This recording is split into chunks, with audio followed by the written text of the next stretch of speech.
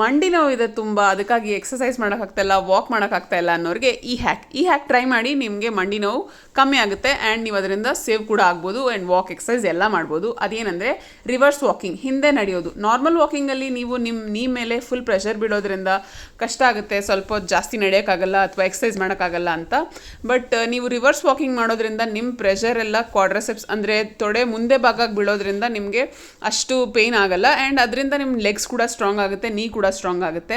ಇನ್ನೊಂದೇನೆಂದರೆ ನಿಮ್ಮ ಬಾಡಿಲಿ mind and muscle connections ಬರುತ್ತೆ. Coordination very important. ಯಾಕೆಂದರೆ ನೀವು ರಿವರ್ಸ್ ವಾಕ್ ಮಾಡಬೇಕಾದ್ರೆ ನೀವು ಎಲ್ಲಿ ಬಿದ್ದೋಗ್ಬಿಡ್ತೀರೋ ಅನ್ನೋ ಭಯದಲ್ಲೇ ಇರ್ತೀರಲ್ಲ, ಸೊ ನಿಮಗೆ ಆ ಬ್ಯಾಲೆನ್ಸ್ ಬರುತ್ತೆ. ಸೊ ನೀವು ಒಳ್ಳೆ ಬ್ರೈನ್ಗೂ ಕೂಡ ಒಂದು ಒಳ್ಳೆ ಕೆಲಸ ಕೊಡೋಕ್ಕಾಗುತ್ತೆ. So please next time walking ಮಾಡಬೇಕಾದ್ರೆ ದಯವಿಟ್ಟು ರಿವರ್ಸ್ ವಾಕಿಂಗ್ ಕೂಡ ಆ್ಯಡ್ ಮಾಡಿ, ಒಂದು 5 ನಿಮಿಷದಿಂದ 10 ನಿಮಿಷವರೆಗೂ. ಆಮೇಲೆ ಹೋಗ್ತಾ 15 ನಿಮಿಷಕ್ಕೆ ಇನ್ಕ್ರೀಸ್ ಮಾಡ್ಕೊಳ್ಳಿ. ಆ್ಯಂಡ್ ಇದನ್ನು first of all flat surface ಮೇಲೆ ಮಾಡಿ, ಬೇರೆ ಎಲ್ಲೂ ಮಾಡಬೇಡಿ.